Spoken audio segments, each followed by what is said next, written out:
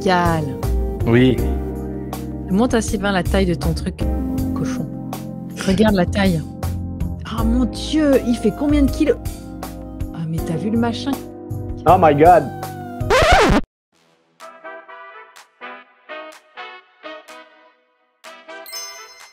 Non parce qu'en plus, ah mon Dieu, il fait combien de kilos? Il s'est acheté un paquet de M&M's, il fait une rechute. Ah non. Ah mais t'as vu le machin que tu t'es acheté? Oh mon Dieu. Pascal, Oui. montre à Sylvain la taille de ton truc que tu viens d'acheter, cochon. Regarde la taille. Oh my God! T'es en train de bouffer ça, là? Ouais. Génial! Et juste avant, je l'ai mis au micro-ondes.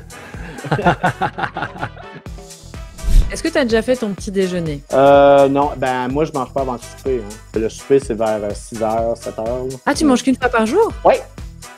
Depuis des années. Ben, ouais, des fois, je vais grignoter un petit peu. Souvent, rien du tout. Là. Ah, c'est pour ça que t'es en pleine forme. En fait, tu fais du jeûne intermittent sans le savoir. Alors, Pascal, t'as entendu ça? Sylvain, il mange qu'une fois par jour. Ouais. Ben, il te demande comment tu fais, en fait, parce que lui, il mange toutes les 2 heures. Attends 2 secondes. Pascal, tu penses acheter mon fromage, hein? Des brocolis. T'as vu, c'est le menu de ce soir. C'est quoi, des brocolis? C'est pour moi, les brocolis. Pascal, il va s'envoyer des trucs pas possibles, comme d'habitude. Des morceaux d'animaux morts? Des morceaux de muscles morts? Je veux être Taras Bulba. Taras Bulba, je tuais les Cosaques. Il y a ta tête qui est coupée. C'est trop haut. De quoi tu parles? J'ai envie de manger steak. Tu peux te voûter un peu. Sors ta bosse dans ton dos. Voilà. Sylvain n'a pas pu se présenter, il a mis son barbelette. Je me réveille. Je m'étire un peu avant de parler. Ouais. OK. Ça s'appelle le yoga du visage. Oui, c'est ça. C'est avant de parler beaucoup. OK, je suis prêt. C'est quoi Ouais. l'animal qui est derrière toi? Ah, il y en a un, là? Bah oui, il y a un truc. Ah, c'est un chien loup. Il s'appelle Jacob. Il veut des câlins, il est tout triste, il est blotti en boule par terre sur le carrelage. Non, il est bien, là. C'est un chien loup, donc lui, il aime avoir froid, là. Donc, il aime la fraîcheur du carrelage. Bon, ça va alors. Regarde, je vais flatter un peu. Ouais, ça va beaucoup mieux, déjà. Alors, tu me dis quand t'es prêt. Est-ce que ton café est chaud? Ta vapoteuse est pleine? Tout est prêt, chérie. Nous parlons théorie, conspiration. Sujet brûlant, très chaud. Bonjour les amis, bienvenue dans cette nouvelle capsule de la déprogrammation. Salut Sylvain, comment tu vas? Je vais très bien, Zemma, et toi? Oui, ça va. T'as la super pêche? J'ai la pêche, oui, et même la poire un peu. Oui. Bon, les amis, ça va être un sacré épisode et d'ailleurs tellement gros le chapitre 2 que Sylvain a décidé de le couper en 2 parties. Ouais. Donc, effectivement, c'est ultra riche. On est en plein dans la déprogrammation, vous le savez les amis, vous avez déjà suivi le prologue, le chapitre 1 qui s'appelle la programmation. Et là, on arrive dans le 2e chapitre, les 3 princes du pognon. Et ce chapitre-là, Sylvain me dit: «Écoute, faudrait quand même le séparer en 2 capsules parce que sinon ça va durer 2 heures». Alors je sais que vous êtes nombreux à aimer les capsules longues. Plus c'est long, plus c'est bon, Sylvain. Oui, mais c'est la bouche qui fait mal après 1 heure. Surtout que Sylvain, aujourd'hui, il a enfin une tasse thermos qui tient son café chaud. Donc il est méga bouillant.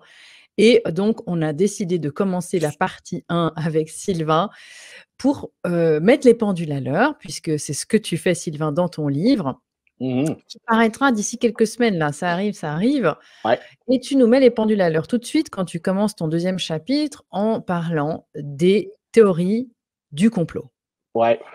Ben, Et c'est alors, qu'est-ce que tu veux nous dire là-dessus déjà pour commencer? Ben oui, c'est à la mode, pas à peu près. En fait, 2020 a vu l'apparition pratiquement de nouveaux mots complotistes qui n'étaient pas acceptés dans la langue française jusqu'à maintenant. Je pense que ça ne l'est toujours pas, mais je pense que les mondialistes vont bientôt le mettre dans le dictionnaire. En fait, c'est ça, c'est que j'ai rejeté un coup d'œil sur le chapitre parce que là, on parlait des 3 princes du pognon et je connais très bien le sujet en fait, les 3 princes du pognon. Mais j'ai remarqué dans le fond que l'intro sur les théories de la conspiration est tellement importante à expliquer que pour moi, je pense qu'avant de parler du pognon et des 3 princes, je pense qu'on devrait un peu remettre les pendules à l'heure par rapport aux théories de la conspiration. Écoute, bon, comment commencer? C'est parce que c'est un sujet qui est tellement vaste. En fait, l'expression théorie du complot, d'après ce que j'ai pu lire, ça date de la Révolution française. Donc, parce que justement, ça avait été le fruit d'un complot. Donc, je pense que ceux qui n'étaient pas d'accord à l'époque ont dû inventer l'expression. Et évidemment, probablement qu'à l'époque, ça a même été utilisé de la même façon qu'on l'a réutilisé dans les années 60, c'est-à-dire qu'on voulait ridiculiser ceux qui croyaient que c'était un complot, la Révolution française, alors que ça en était un. Parce que les Rothschilds voulaient mettre, les Illuminati, en fait, voulaient mettre la main sur l'économie française à travers la Révolution. Donc, on n'a pas parlé de théorie du complot pendant quand même assez longtemps ou très peu. Mais voici que dans les années 60 est arrivé un besoin pressant de ressortir de l'expression. Qu'est-ce qui est arrivé? C'est que, au fond, John F. Kennedy s'est fait assassiner le 22 novembre 1963. Et l'explication qui a été donnée suite à l'enquête et suite à la révision de l'enquête aussi de la commission Warren, l'explication qu'on a donnée, c'est qu'il y avait eu seulement un tireur, Lee Harvey Oswald, et qu'il y avait eu seulement 3 coups de feu. Parce qu'évidemment, avec le type de carabine qu'il y avait, c'était impossible physiquement, pendant le passage de la voiture, de charger et tirer plus que 3 coups de feu. Donc, il fallait absolument que tout tienne là-dessus. Et comme on savait que la première avait raté, l'automobile complètement, parce qu'il y a quelqu'un qui a récupéré carrément cette balle-là, et que le deuxième avait frappé quand même le dos. Donc, il a fallu qu'on explique à partir de la 3e balle toutes les multiples blessures qu'il y avait eu à l'intérieur de la voiture. Donc, puis là, on parle de Kennedy qui a eu une entrée par balle par là, est parti par là, est sorti par là, frappé son poignet, ressorti par là, était dans le gouverneur Connally, redescendu. Écoute, c'était complètement fou. Donc, on a appelé ça la trajectoire de la balle magique, parce qu'évidemment, c'était une trajectoire totalement improbable. Et évidemment, toute l'enquête du non-complot pour prouver qu'il n'y avait pas eu de complot tenait sur cette balle-là.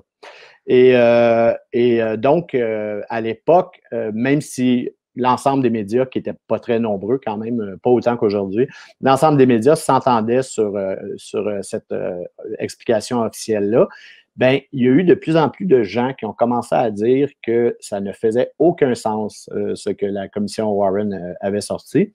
D'autant plus que Lee Harvey Oswald avait été en plus assassiné avant de pouvoir parler. Donc, ça aussi, ça devenait un petit peu bizarre, là, toute cette affaire-là. Pourquoi on l'aurait éliminé s'il était seul dans l'affaire et qu'il n'y avait rien à dire? De plus que, oui, j'ai tiré 3 coups, dont ma balle magique. Et donc, ce qui est arrivé, c'est que comme avec le temps, là, on a pu voir, parce que les preuves ont commencé à s'accumuler, puis on sait que c'est un coup qui avait été organisé, en fait, par la CIA. Donc, qu'est-ce qui est arrivé? La CIA, c'est quoi? C'est l'organisation des complots. En fait, et tout le problème est là, c'est que la seule fonction de la CIA, qu'on dit que c'est une intelligence, une agence d'intelligence, donc de renseignement et d'espionnage, on dit que c'est ça, mais la réalité, c'est que la CIA n'est toujours qu'en train d'ourdir des complots politiques. Donc, complot de plus pour effacer le complot de la commission Warren et de JFK. En 1967, il y avait trop de voix dissidentes et on a voulu les faire taire. Qu'est-ce qu'on a fait avec la CIA? Ben, on a décidé de ressortir et redépoussiérer l'expression de la théorie de la conspiration et on a décidé de ridiculiser et de décrédibiliser tous ceux qui remettaient en question les résultats de l'enquête et de la commission, dans le fond, en les traitant de théoriciens du complot. Et évidemment, l'opération était concertée avec des émissions de télévision, avec les autres médias qui, en plus de mélanger tout ce qui était politique, en fait, là, dans ces théoriciens-là, ben, on mélangeait des trucs comme les UFO à l'époque. Il y avait Bigfoot aussi qu'on a embarqué là-dedans et tout ça. Et ça permettait de faire une espèce de tout qui, effectivement, sonnait particulièrement ridicule. Mais sais, je veux dire, entre toi et moi, là, la réalité, c'est qu'il y a les théories du complot qui sont les trucs souvent farfelus, en fait, là. Mais il y a les véritables complots qui sont liés à la politique. Et ça ne va pas du tout dans le même sac, là. OK? C'est le sel puis le poivre, puis il n'existe pas de substance mélangée de sel et poivre qui s'appelle du soivre ou du pelle. Tu sais, c'est du sel et du poivre et c'est deux éléments séparés.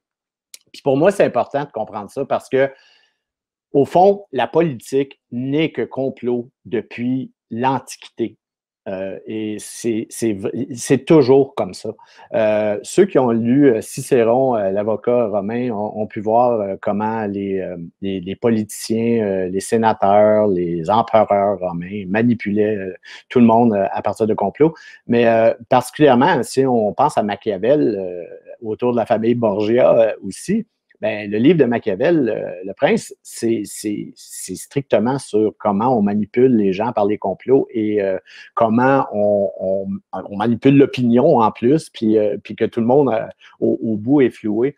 Donc, de continuer à faire semblant que les complots politiques sont des théories, ça, c'est ridicule. Mais vraiment ridicule. Donc, c'est pour ça que, tu sais, aujourd'hui, dans le fond, là, quand on parle de complotistes, là, ben, c'est la même chose. On mélange, on fait encore l'amalgame avec les trucs ridicules, tout ça, pour pouvoir décrédibiliser les gens. Mais la fonction réelle de ça, c'est de pouvoir cacher les crimes qui sont faits à partir de la politique, les crimes ou les manipulations, ou comme on veut les appeler, tout ça. Mais les complots qui sont entre les gouvernements, entre les méta-autorités qui sont leurs véritables patrons, qui les manipulent comme des marionnettes, qui sont souvent les banquiers, les industriels internationaux, les multinationales, tout ça, et les complots et les agences de renseignement. Donc, la CIA, ça ne sert qu'à ça. Les gouvernements dans l'ombre, ça va être les trois princes du pognon, mais on en parlera plus tard, mais eux aussi, c'est des gens qui font partie de tous ces complots-là. Et c'est des gens, le Deep State sont des complices au complet, sont partout dans le gouvernement et sont toujours complices de ces complots-là. Je te dirais que ça date depuis longtemps. Moi, si on regarde un peu, dans le fond, l'histoire de l'Empire des banques au complet, on en a parlé beaucoup dans Guerre et mensonges. Je n'avais pas écrit à l'époque de la déprogrammation, mais on voit que dès le début, les Illuminati, entre autres, ben, les Illuminati, c'était quoi? C'était du complotisme. Et c'était, donc, on va trouver des façons détournées de mettre la main sur l'économie, en premier des États-Unis et en deuxième de la France, par la Révolution américaine et par la Révolution française. Puis de quelle façon on s'y était pris, c'est à travers la franc-maçonnerie. Donc, on avait une espèce d'armée de soldats prêts à se battre pour nous, mais contre le peuple, parce que la franc-maçonnerie n'a pas toujours été très, très pro-peuple. On parle vraiment d'une organisation qui était indépendante, disons. Et les Illuminati ont eu justement cette présence d'esprit-là de se dire, ben, avec eux, parce qu'ils sont présents partout, on va être capable d'aller chercher ce qu'on veut en créant des révolutions qui vont être menées par les francs-maçons à l'époque aux États-Unis puis en France. Donc, on est dans le complot. Et c'est donc lié beaucoup aussi aux banquiers. Donc, la première famille bancaire mondiale pendant très longtemps au niveau de l'Empire britannique, colonial britannique, dans le fond, c'était les Rothschilds. Les Rothschilds, c'était des maîtres manipulateurs et je te dirais qu'ils sont encore maîtres manipulateurs de génération en génération jusqu'à aujourd'hui. Ça n'a jamais arrêté. Et ils avaient compris d'ailleurs l'importance des médias pour manipuler l'opinion puis pouvoir arriver à leur fin parce que les Rothschilds avaient acheté l'agence de presse Reuters des années 20. Donc, ça veut dire qu'ils contrôlaient tout le flot de nouvelles là, qui partait dans toutes les directions là, pour les journaux, autant en Amérique qu'en Europe à l'époque. Et donc, le contrôle des médias est important, tout ça. Et tu sais, si on pense à, entre autres, il y en a beaucoup. Bon, tu sais, j'ai parlé tantôt de Machiavel qui nous a décrit beaucoup ça. Un auteur qui est vraiment important pour nous faire comprendre toute cette partie-là, c'est aussi Carroll Quigley. Carol Quigley, dans le fond, c'était un auteur respecté qui avait été engagé par le Council on Foreign Relations, le CFR, pour faire une espèce d'ouvrage apologistique ou apologique du CFR sur tous les bienfaits de cette organisation-là, tout ça. Sauf que Carol Quigley était aussi quelqu'un d'honnête et avec une certaine forme d'intégrité, ce qui fait qu'on lui a donné accès à toute la documentation là, qui était dans la bibliothèque du CFR, bibliothèque à laquelle le commun des mortels comme toi et moi n'auront jamais accès, là, évidemment, parce que, dans le fond, c'est une bibliothèque de complot. Ton rêve absolu, en fait. Ça, c'est ton fantasme. Ben oui, c'est ça. Et, mais c'est quand même important parce que lui, il a vu de ses yeux tous ces trucs-là. Et au lieu d'écrire l'ouvrage qu'on lui avait commandé d'écrire, ben, il a écrit Tragedy and Hope, qui était en fait un ouvrage qui parlait justement de c'est quoi le but des banquiers, c'est quoi le but des banques centrales, comment on manipule le monde, c'est quoi l'objectif ultime qu'on est presque en train de vivre, là, dans le fond, mais on est dans les étapes de ça. Et donc, Carol Quigley est vraiment important pour comprendre les complots. Un autre auteur qui est intéressant, tu sais, je ne parle pas souvent des références, mais un autre auteur qui est vraiment intéressant, c'est Guy William Carr. Guy William Carr, c'était un gars qui a été un amiral dans la marine canadienne. Donc, très haut placé. Il a été à la tête de la marine canadienne à un certain moment donné. Et en plus, il travaillait aussi pour le service secret de renseignement canadien de l'époque, en tout cas. Et donc, lui, il a été placé devant tous les espèces de documents aussi des services de renseignement et tout et tout. Et lui a écrit un livre qui s'appelle Pawns in the Game, qui veut dire des pions sur l'échiquier. Et il parle évidemment de toi et moi et des autres qui nous écoutent. Mais c'est ça, c'est qu'ayant accès à tous ces documents-là, lui aussi, dans le fond, son livre ne fait que parler des complots, parce que c'est complot après complot après complot. Et notre histoire au complet n'est que ça. Donc, tu sais, je pense que c'est super important que ça nous entre dans la tête que les complots politiques et les théories du complot, c'est pas la même chose. Et donc, ce qu'on essaie de créer avec les complotistes, c'est quelque chose qui est un non-lieu en réalité. Le mot devrait même pas exister et continuer de ne pas exister. Parce que. Ouais. Justement, tu vois, c'est ce que je voulais te demander. Pourquoi dans ton chapitre 2, tu commences par mettre les points sur les i par rapport à ça? Pourquoi tu l'as fait dans des programmations? Bien, c'est tellement important parce qu'au fond, ce qui est important, c'est qu'aujourd'hui, les médias, OK, ce qui a été amorcé dans les années 60, en 1967 par la CIA, bien, ça a tellement bien fonctionné dans le cas de JFK que les médias ont continué de se servir pour les mêmes raisons de l'expression théorie du complot pour se permettre de ridiculiser et décrédibiliser tous ceux qui remettent en question les agissements inexplicables du gouvernement. OK? Du gouvernement ou, bon, des agences d'espionnage, tout ça. Donc, et ça, c'est pour un détail en passant, c'est qu'en 1967, quand je parle de cette année-là pour la CIA, c'est qu'il y a un document qui a été déclassifié en 1976, qui est très important parce qu'au fond, on décrit les prémices de l'opération que la CIA a fait pour introduire ou réintroduire les théories de conspiration dans les médias. Donc, c'est quelque chose qui est prouvé. OK? Et ce qui est intéressant aussi, rendu à ce moment-ci, c'est que pourquoi on l'a déclassifié en 1976, c'est qu'il y a eu une commission sénatoriale, dans le fond, aux États-Unis, qui était pour la révision de quelques meurtres politiques qui avaient eu lieu dans les années 60, donc JFK et Martin Luther King, entre autres. OK? On voulait réviser ce qui s'était passé dans ces cas-là. Et ce qui est vraiment important et très intéressant, c'est que cette commission-là a déterminé que dans le cas de JFK, c'était bel et bien un complot. Et il n'y avait pas qu'un tireur seul. Comment on l'a trouvé? C'est que au fond, il y avait sur Dealey Plaza, là, en 1963, il y avait des policiers en moto qui suivaient. Et un des policiers en moto, comme ça, sa radio est restée ouverte tout le long et a enregistré tout le long.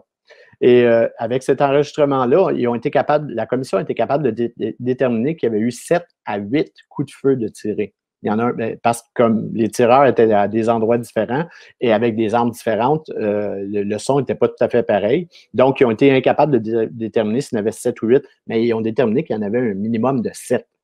Alors que dans les écoles aujourd'hui, on nous parle encore de Lee Harvey Oswald avec ses 3 coups de feu. Et dans les médias, quand on nous parle de JFK, quand il y a eu l'anniversaire de la mort de JFK en 2013, puis que les documentaires sont sortis, on nous parlait encore des 3 coups de feu de Lee Harvey Oswald, alors que la commission sénatoriale des années 70 a été très claire. C'était un complot. La seule chose, ils n'ont pas été jusqu'à déterminer qui avait fait ce complot-là parce qu'il y avait intérêt à ne pas le faire. Mais parce que, évidemment, ça impliquait la CIA, ça impliquait les services secrets à l'époque, ça impliquait, le FBI aussi pour la couverture, la police de Dallas et tout ça. Mais ça, on fera un chapitre sur cette question-là. Mais donc, on sait que les complots existent, on sait que ça a été déterminé déjà ça, on a même le document pour le prouver. Et pourtant, les médias, encore aujourd'hui, c'est l'argument, on nous a rentré dans la tête que quand quelqu'un te parle d'un truc gouvernemental, comme toi, mettons, aujourd'hui, Emma, tu vas parler et tu vas dire, tu sais, coronavirus ou COVID-19 ou peu importe, tu sais, je ne suis pas si certaine que ça qu'il y a une pandémie, tu sais. Puis là, les gens vont te regarder et vont dire, ah, c'est une théorie du complot, toi, tu es une théoricienne du complot. Puis, et évidemment, c'est comme l'argument final, l'argument massue qui évacue tout. La personne à qui tu viens d'expliquer ça peut maintenant te ridiculiser avec la théorie du complot parce que c'est ce qu'on a appris à faire aux gens. C'est ce que les médias ont appris à faire aux gens. Puis même quand les médias, au fond, le lecteur du bulletin de nouvelles, quand il est incapable d'expliquer une action du gouvernemental ou peu importe, ben il va parler de gens qui sont contre, puis ils vont les ridiculiser. Encore, les journalistes le font, les lecteurs le font, ils vont parler de théorie du complot qui est ici, ça, alors que ça n'a absolument rien à voir. Ce qui est, ce qui est aussi vraiment amusant, c'est que, tu sais, la CIA, elle est vraiment tordue là, comme agence, OK? C'est vraiment l'agence qui est probablement la plus qualifiée au monde pour jouer dans la tête des gens, OK? On est dans la psy-up totale et constamment. Donc, moi, ce que je pense, c'est que il y a plusieurs trucs qu'on a amalgamés au complot politique qui sont des trucs farfelus. Mais il y a plusieurs de ces trucs-là, d'après moi, qui ont été créés par la CIA dans le but de ridiculiser les théories du complot.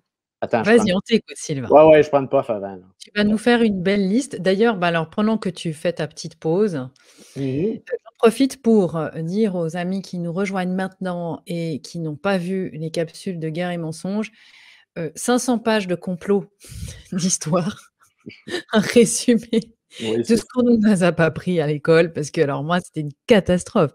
Je m'endormais à l'école. Et je pense que si j'avais eu un prof d'histoire comme toi qui me raconte l'histoire, alors déjà par ceux qui ont perdu les guerres et pas ceux qui les ont gagnées, comme tu le dis, mais aussi cette tagline que j'aime tellement et que j'ai citée pendant nos capsules, les fake news existent depuis plus d'un siècle, elles sont devenues notre histoire. Alors là, c'est un livre vraiment spécial histoire et les complots expliqués de long en large. Oui, mais...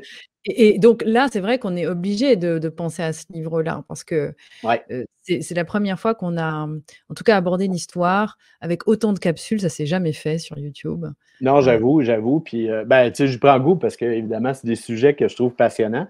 Puis, tu sais, en fait, le premier livre que j'avais écrit, La déprogrammation, c'est que quand je me suis... la réalité, pourquoi je l'ai écrit, c'était pas pour répandre la bonne parole. À l'époque, là, c'est que quand je me suis rendu compte de tout ce qui se passait et que j'ai découvert plein de trucs dans mes recherches, j'en ai parlé à des gens, tout ça, et j'étais tellement tanné d'expliquer et de répéter à tout le monde que j'ai dit, je vais écrire un livre. Comme ça, ils vont pouvoir le lire et arrêter de s'obstiner avec moi. Là. Ils s'obstineront avec mon livre. Là. Et c'était la raison pourquoi je l'ai fait à l'époque. Puis, je pense que ça marche parce que dans le fond, c'est effectivement difficile de s'obstiner avec un livre. Puis, ça rentre probablement mieux dans ce sens-là. Mais regarde, tu viens d'amener Guerre et mensonge avant de passer aux histoires ridicules créées par la CIA. Ce qui est aussi important de comprendre dans le cas de ce qu'on appelle les théories du complot, c'est que la plupart des trucs qui ont parti les guerres et qui ont été qualifiés de théories du complot à l'époque ont été prouvés depuis. Que ce n'étaient pas des théories, mais bel et bien des complots. Et donc, on vient de parler, dans le fond, de JFK, là, qui a été vraiment prouvé comme ça. Bien, si on remonte là, au début des trucs, bon, la Révolution française, on est loin un peu, mais si on commence par l'entrée en guerre des États-Unis dans la Première Guerre mondiale, OK? Évidemment, pour les États-Unis, il a toujours été important d'avoir l'opinion publique de son côté. Pourquoi? Parce que les États-Unis ont une particularité, sont extrêmement patriotiques. Le côté militaire américain fait partie de leur ADN. Tu sais, toutes les familles ont eu des soldats, toutes les familles. C'est important que toute l'opinion publique soit d'accord avec les agissements du gouvernement américain par rapport aux guerres. Donc, si on regarde, il y a eu avant même, il y a eu la guerre espagnole des États-Unis contre l'Espagne, dans le fond, où on voulait envahir Cuba.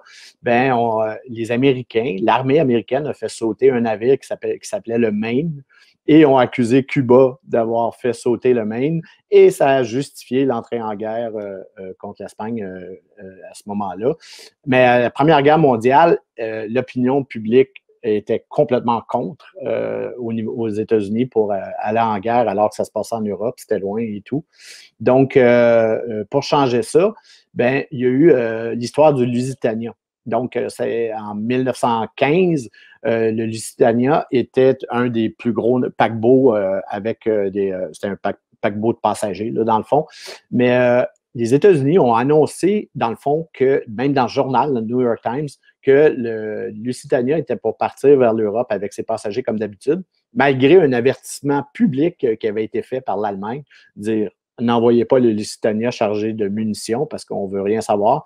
Parce qu'évidemment, on avait rempli la cale de 6 millions de munitions pour aller aider les Alliés là, contre les Allemands.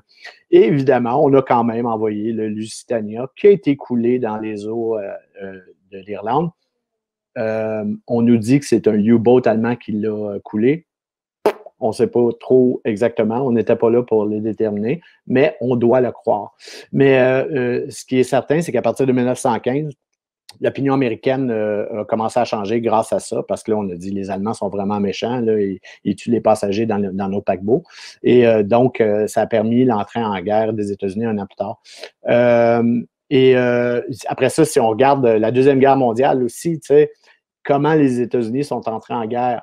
C'est Pearl Harbor. Pearl Harbor, on avait préparé longtemps, plusieurs mois d'avance, l'attaque des Japonais. Et ce qu'on a fait finalement, c'est qu'on a piqué avec un bâton les Japonais jusqu'à ce qu'ils veuillent bien nous attaquer. Il y avait eu, entre autres, principalement, ce qui avait été, c'est l'embargo sur l'acier et le pétrole. Donc, on essayait de couper les vivres au Japon. Pour leur donner une vraie bonne raison d'attaquer parce que le Japon avait cruellement besoin de pétrole, évidemment. Je pense qu'il n'y avait pas vraiment de problème à s'approvisionner quand même, là, mais bon, la défaite de l'embargo a été suffisante. Puis quand, le 7 décembre 1941, dans le fond, quand les Japonais ont attaqué Pearl Harbor,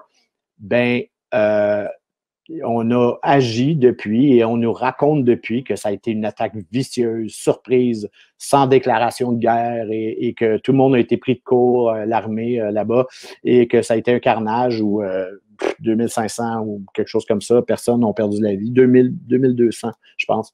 Donc, ça a renversé l'opinion publique. Donc, la veille de Pearl Harbor, je pense que c'est 80% des Américains étaient contre l'entrée en guerre des États-Unis dans la Deuxième Guerre mondiale. Puis au lendemain, Pearl Harbor, ça tombait à 80% de l'autre pour. Donc, ça avait complètement renversé. Ce qui est vraiment étonnant maintenant, mais qu'on ne nous dit toujours pas, c'est que le fait que les États-Unis connaissaient non seulement le jour de l'attaque, mais le moment de l'attaque de Pearl Harbor. Ça a été prouvé en cour martiale en plus, parce que une cour martiale américaine.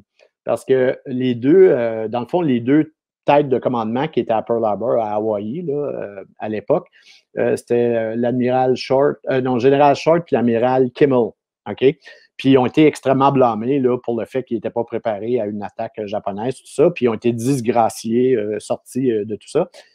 Ces deux personnes-là ont appris d'un haut commandant de la Hollande que la Hollande avait décrypté le Purple Code, qui était le code qui était utilisé par les Japonais. Donc, parce que la Hollande était évidemment pris avec ses colonies du Pacifique. Donc, ce commandant-là a dit aux deux disgraciés américains, ils ont dit, nous, on avait décrypté, puis on savait exactement quand il était pour attaquer. Mais ce que je dois vous dire, puis on avait averti le gouvernement américain pour dire quand vous étiez pour être attaqué. Il a dit, vous aussi, vous l'avez décodé, ça aussi. Et donc, vous aviez le Purple Code. Donc, il a été prouvé, Kimmel et Short sont retournés devant une cour martiale parce qu'ils voulaient donner des explications et ils ont été graciés. Ils ont été disculpés de tout méfait. Et évidemment, on a tout mis ça en dessous du tapis. Il y a un auteur, John Toland, qui a écrit un livre qui s'appelle A Day of Infamy, qui décrit justement là, tout, comment ça s'est passé et comment, dans le fond, on était capable de prouver que l'attaque de Pearl Harbor, c'était effectivement connu et précisément, avec précision. Et pourtant, à l'époque, on appelait ça les théoriciens du complot. Ceux qui disaient que les États-Unis savaient, alors que maintenant, on le sait. Ce qui est amusant, c'est qu'il est sorti le film Pearl Harbor en 2001, je pense. Puis, Ben Affleck, dedans, avec Ben Affleck, oui, c'est ça. Le grand comédien Ben Affleck. Puis, il y a deux émotions. Puis comme ça. T'es jaloux. Oui, c'est ça. Moi, je suis pas capable d'aller tuer les astéroïdes avant qu'ils frappent la Terre. J'avoue. Mais peut-être que si j'avais Bruce Willis avec moi, je serais capable. Mais donc, ce film-là, Pearl Harbor, a ramené comme quoi c'était une attaque vicieuse et tout, alors qu'on sait maintenant que c'est faux.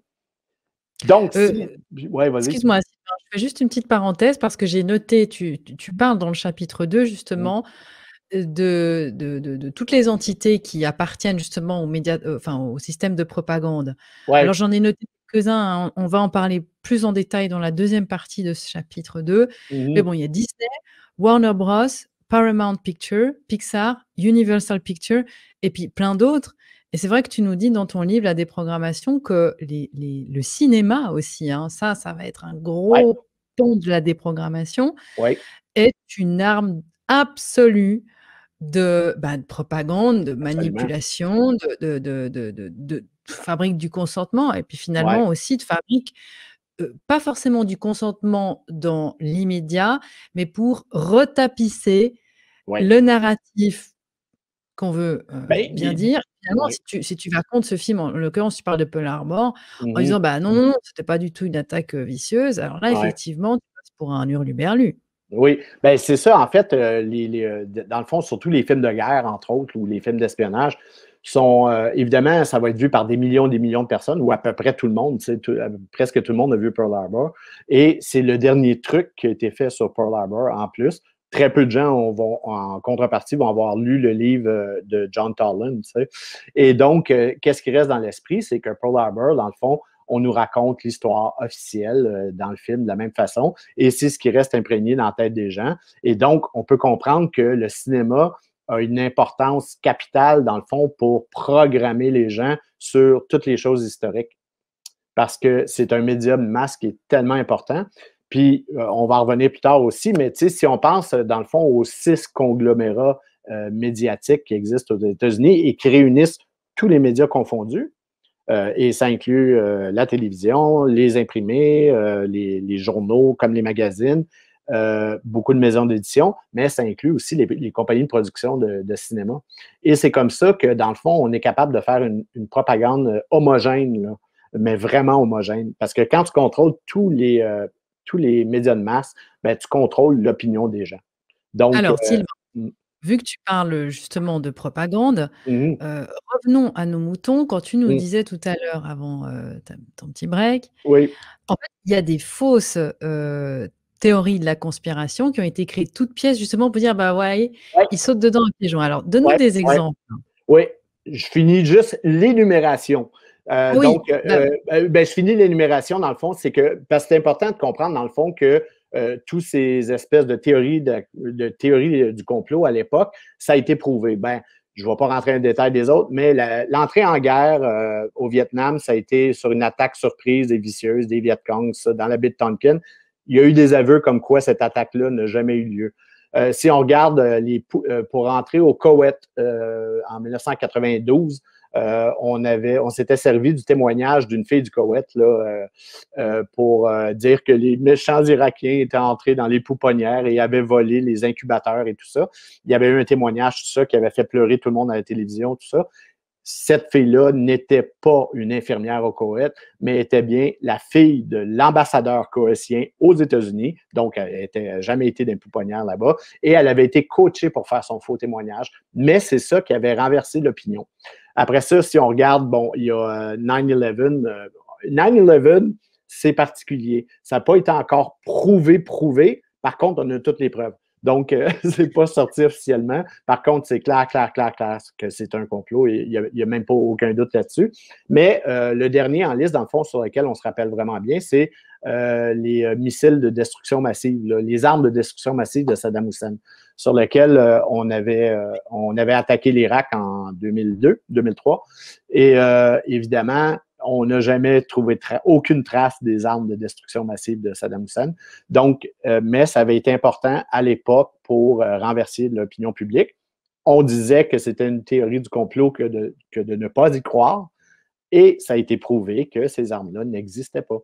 Donc, c'est là où, aujourd'hui, pour moi, quelqu'un qui invoque les théories du complot pour dire t'es ridicule, là, ben, cette personne-là est vraiment ridicule parce qu'elle a toutes les preuves devant les yeux que ce sont des complots et non pas des théories là, dont on parle. OK? Donc, c'est la même chose quand on va parler du aujourd'hui. Quand on remet dans la face des statistiques, des ci, des ça, puis là, la seule défense, c'est hey, c'est une théorie du complot. Là. C'est pas vrai que tout le monde ferait ça partout sur la planète, faire semblant. Ben oui. Ben oui, puis on va le savoir dans quelques années, peut-être dans quelques mois dans ce cas-ci. Mais oui, c'est la même chose. Et c'est toujours comme ça. L'histoire finit toujours par ressortir la réalité. On le voit maintenant avec le recul sur tout ce dont j'ai énuméré.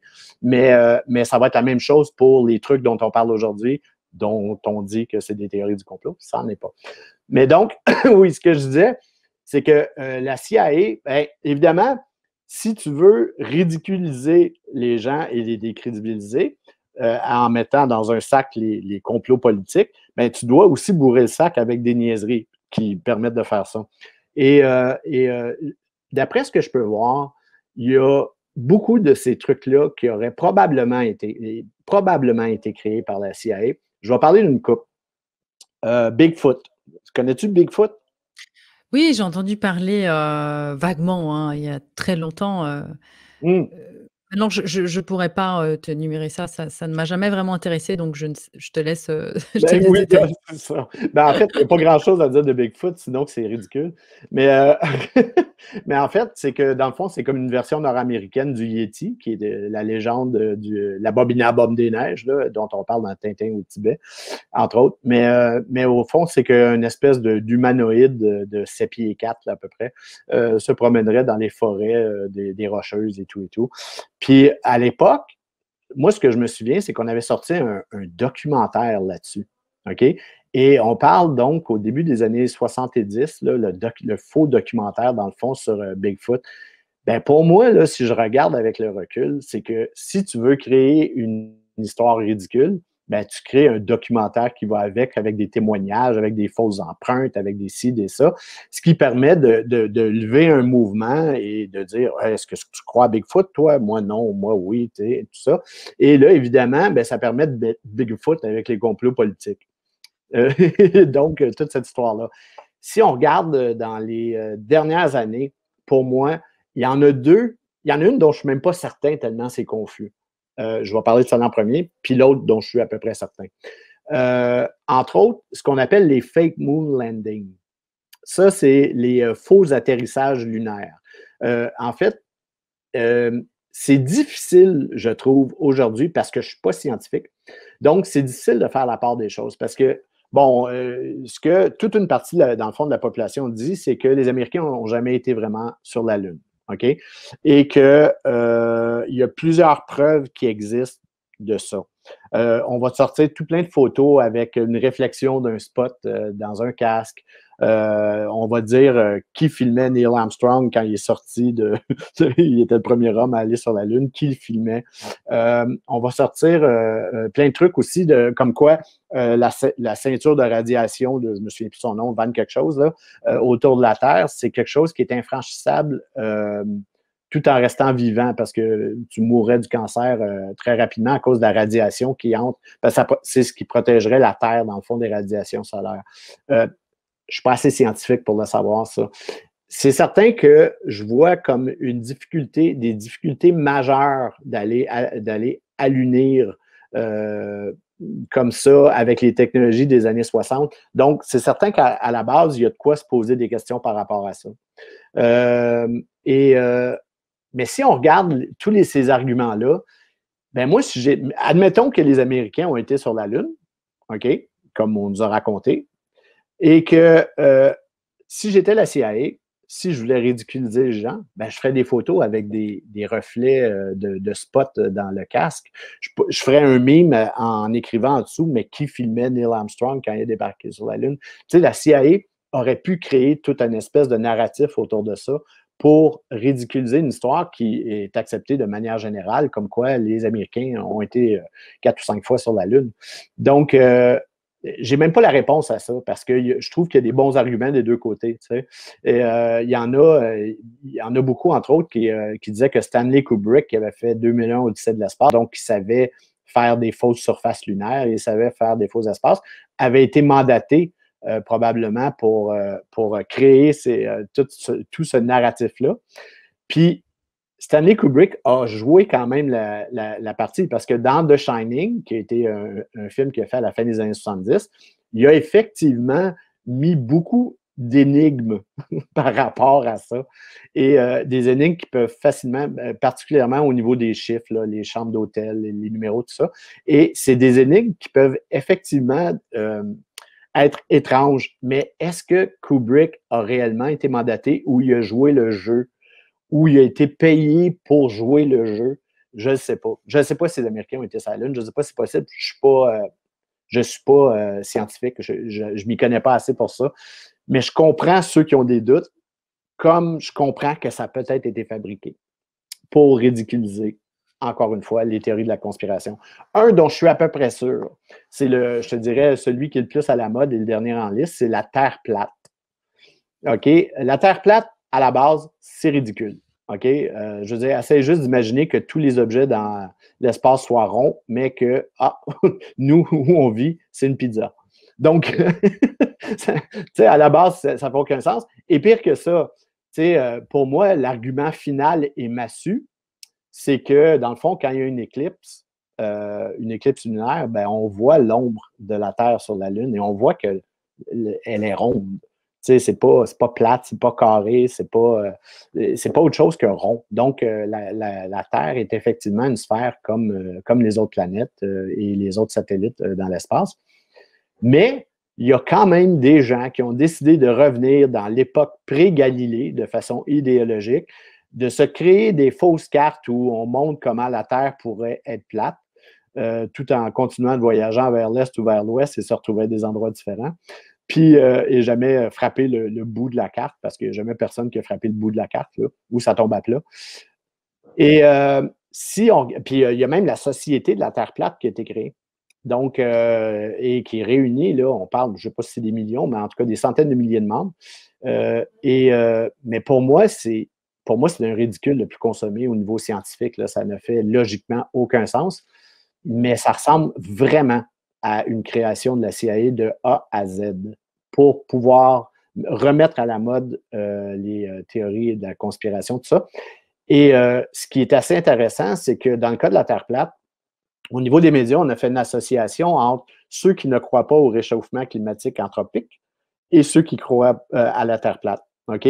Les médias ont tellement créé, mais à tous les niveaux, la télévision, dans les imprimés, on ramène toujours les deux idées.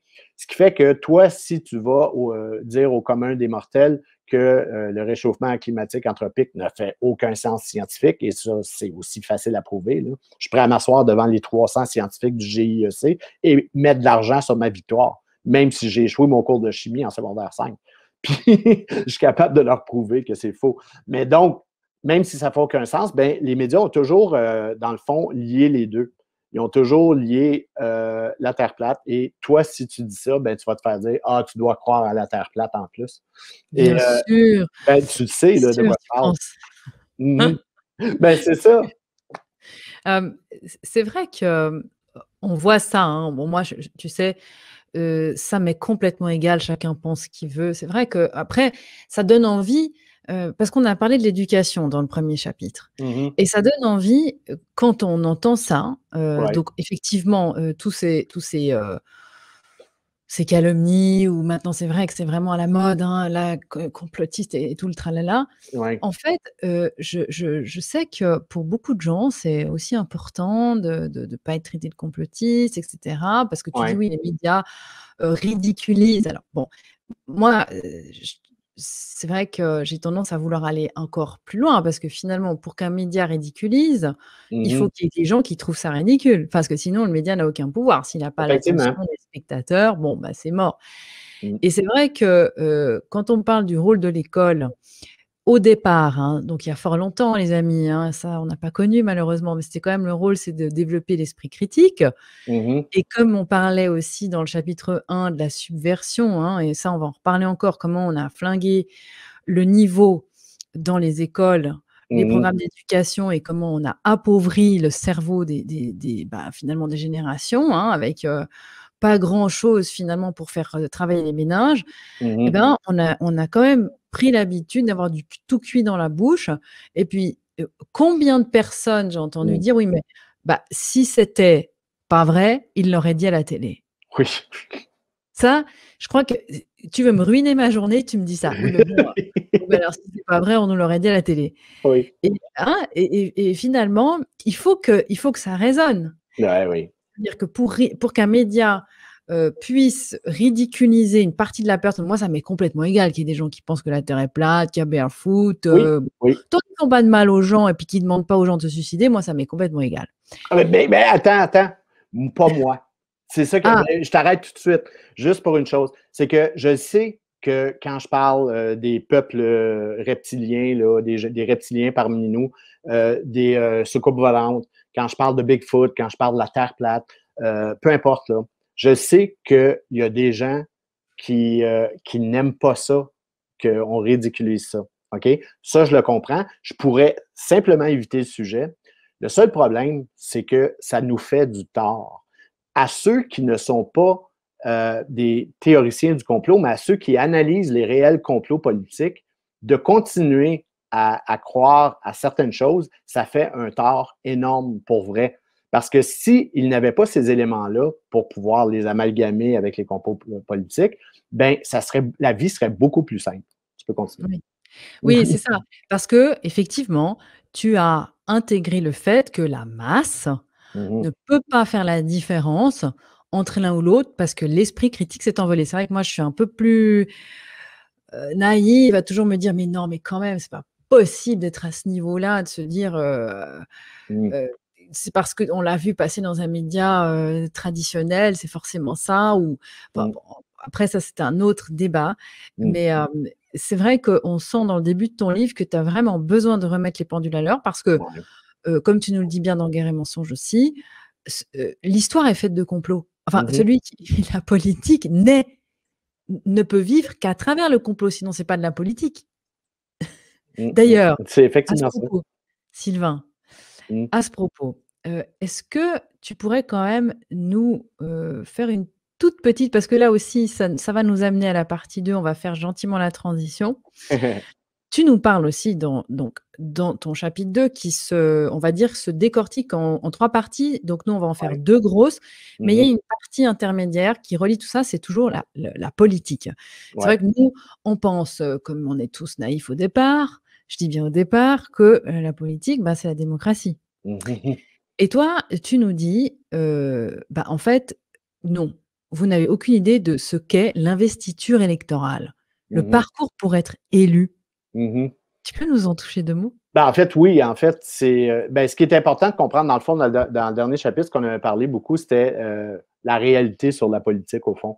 C'est que, évidemment, on n'est pas dans une démocratie, mais on est dans un système électoral, et c'est pareil en Suisse, pareil en France, pareil partout. On est dans des systèmes électoraux, dans le fond, qui nous limitent nos choix entre deux têtes du même monstre. Donc, c'est très facile à partir de ce moment-là de mettre des cerbères de la plutocratie à la tête de ces partis-là. Et comment on les détermine? Bien, évidemment, il y a des espèces de clubs où, au fond, on va être capable de choisir ces gens-là, où on va les tester, où on va les élever à devenir des futurs complotistes, au fond, mais au niveau politique. Si on parle le Skull and Bones, qui est un réel groupe qui existe, en fait, c'est en marge de l'université Yale, où les Bush ont tous été, la famille Bush, les papas et grands-papas Bush et tout ça. Et les Rockefeller aussi ont été à l'université Yale. John Kerry a été à l'université Yale et ont tous fait partie du club select secret du Skull and Bones, où au fond, ce qu'on fait, c'est que, écoute, il y a des rites de passage absolument terribles où, genre, ils doivent se masturber dans le sang et des trucs comme ça. Et on humilie, au fond, ces gens-là pour pouvoir aussi les faire chanter et s'assurer qu'ils fassent exactement ce qu'on veut. Donc, il y a des trucs où on les fait baigner aussi dans des orgies homosexuelles et des trucs comme ça. Donc, c'est des rites de passage, mais c'est vraiment où on les élève à devenir les futurs complotistes, tout ça, avant qu'ils passent aux choses sérieuses. Donc, c'est vraiment l'espèce d'antichambre pour la politique et pour éventuellement les réels gouvernements, donc le gouvernement dans l'ombre qui prend les réelles décisions aux États-Unis. Donc, et au fond, c'est 3 groupes et c'est les 3 princes du pognon. C'est vraiment ce qui est à la tête de tout ce qui se passe aux États-Unis, mais ils ont des fonctions importantes différentes. Mais on parle en gros du groupe Bilderberg, où on détermine l'agenda géopolitique et économique pour 1, 2 ou 3 ans, dépendamment des réunions qu'on a décidé de faire. Mais particulièrement, le gouvernement aux États-Unis est composé de 2 entités qui sont le CFR, le Council on Foreign Relations, et la Commission trilatérale, qui s'occupent. Ils ont chacun leur spécialité, mais c'est eux qui vont dicter la réelle politique américaine. Mais je ne veux pas rentrer trop là-dedans parce que là, on a 1 heure encore. Alors, on va détailler tout ça dans la partie 2 du chapitre 2, mais juste pour vous mettre l'eau à la bouche. Donc, tu nous parles des Skulls and Bones et effectivement, tu nous parles de cette campagne de 2004 entre Kerry et Ah ben Bush, oui. Oui. où tu nous dis: «Ils sont des frères siamois reliés par un même portefeuille», Oui. qui étaient donc les 2 Oui, des membres de cette, société secrète. c'est ça. Est-ce que tu peux juste nous dire parce que moi je me souviens il y a longtemps, j'avais vu un film sur les Skulls, Ah ça oui? s'appelait je crois d'ailleurs Skulls OK. et alors je crois donc du coup tu l'as pas vu, faudrait que tu regardes pour la prochaine fois, je t'enverrai le lien. Je me demande maintenant, parce que je l'ai vu il y a très longtemps, si Ouais. c'est un film de propagande ou probablement, hein, vu les acteurs qui Oui, sont dedans oui, et c'est ça qui devient déprimant en fait oui. Sylvain, c'est que Mmh. depuis qu'on a fait Guerre et mensonges, bah, finalement tous les films super bien réalisés, Hollywood, parce que bon, franchement c'est sympa à voir, c'est Ouais, agréable mais tourner, bah, du coup, hein, on faut vous en prépare prendre et en laisser. prévoit, les amis, Oui. une capsule d'ailleurs, et on en avait déjà parlé pendant Guerre et mensonges, spéciale sur les cinémas. Mhm. Tu vas nous conseiller certains films en nous disant: «Beh, ça, c'est fiable, Oui, ça, attention à cette partie-là» et cetera et cetera, et oui, ça, c'était une métaphore pour d'autres choses, et ça, oui. c'est vraiment, on a beaucoup de demandes et on va le faire. Oui, oui, on va le Oui, faire. oui, absolument. Ben oui. Donc, Mm. on a fait déjà une grosse partie sur, on va dire, la mise au point par rapport à ces théories de la conspiration. Ouais, On se retrouvera la prochaine fois pour parler donc de ces 3 pôles importants donc que tu viens de mentionner. ouais. Le CFA, on en a déjà parlé plusieurs fois dans Guerre et mensonges, mais peut-être que vous n'avez pas encore vu l'histoire en vidéo. Mhm. Donc le Commission aux affaires étrangères, le groupe Mm. Bilderberg, Ouais. Et la et commission trilatérale. voilà. Ouais. Tu vas nous parler aussi de la super entité de ces 147 cartels au Oui. monde, que tu nous évoques, là. Ouais, On va entendre des noms que ça vous connaissez déjà, Rockefeller, JP ouais, ouais. Morgan, ça c'est, faites-vous déjà Toujours ces, les mêmes. c'est fou, hein? Oui. C'est pas très, il y a pas eu beaucoup de brassage. D'ailleurs, tu nous parles beaucoup aussi, on le verra ça dans le chapitre 2, de la consanguinité des familles royales. Mhm. Mhm. Tu es En pas fait, tendre, hein? ben, si on cherchait une explication aux oreilles décollées du prince de Galles, voilà peut-être l'explication. C'est que la famille royale se multiplie à partir d'elle-même depuis longtemps. C'est comme la queue des lézards qu'on coupe. Elle repousse. C'est pas mal ça. Bon, bah, en tout cas, merci Sylvain. Est-ce qu'il y a encore des choses à ajouter sur cette première partie de l'épisode, 2? Non, moi, je pense que la morale de ça, c'est que, dans le fond, quand on s'attarde au complot politique, on n'est pas un théoricien du complot, on n'est pas un complotiste, on est un analyste des complots. Parce que les complots existent et sont multiples et toute la politique n'est que ça. Bon, pour le reste, ben, là, ça peut être des complotistes si on a envie de parler de la Terre plate. Voilà, et en tout cas, si vous voulez, en attendant que la déprogrammation sorte, hein, ça arrive tout bientôt, vous faire une immersion absolue dans l'histoire, telle qu'elle est, en fait, hein, froidement. C'est vrai que Sylvain, Mm. tu es, ultra cartésien. Mhm. Le pavé, il est là. Vous avez le lien, sous le descriptif de cette vidéo. D'un côté, les commandes pour le Québec, c'est chez toi, les éditions Charlot, et Yep. puis les commandes pour l'Europe, on s'en occupe ici, Mm. y compris la Suisse. Vous avez les liens dans le descriptif de cette vidéo. Ouais. En tout cas, merci Sylvain. Dis-moi. Bienvenue, puis je fais juste une petite mise au point. En fait, il y a eu des gens qui ont commandé des livres alors que j'ai terminé ma première batch. Je passais au travers plus rapidement que prévu. J'ai commandé une deuxième batch et je l'attends bientôt. Donc, juste dire qu'il y a des délais supplémentaires à cause de ça, mais c'est pas dû à moi, c'est dû à l'imprimeur, en fait, en ce moment. Oui, c'est, Ouais. c'est l'émeute. C'est vrai qu'il y a un immense, succès pour, ce livre Guerre et mensonges, à juste titre d'ailleurs. Mhm. Des personnes aussi qui l'ont acheté pour leurs, enfants. Ouais. Ça, je trouve ça génial. Ouais. J'aurais adoré, en tout cas, qui sait, Oui. qu'à l'école, on me le mette comme étant un livre obligatoire. Je pense que j'aurais vraiment aimé l'histoire, surtout mettre un sens parce que tout s'éclaire. Oui, Tu c'est poses ça. un puzzle en vrac, Ouais. comme ça, clac, clac, clac, et puis l'image, elle est claire. Oui. Et en plus, pour les amis en Europe, il y a le marque-page avec les péripéties de Sylvain. Oui, c'est ça. C'est apprécié. En tout cas, on se retrouve très très vite la semaine prochaine pour la suite des aventures. Donc, ce sera la partie 2 du chapitre 2, les 3 princes du pognon. Tu vas y aller, Yep. tu vas tout nous dire. Oui, Et puis, oui. on va se rendre compte qu'on a été un peu pigeon pendant des années. Ouais, un peu. Un peu, mon neveu. Allez, salut les amis, à très vite. Ciao Sylvain. Ciao, ciao.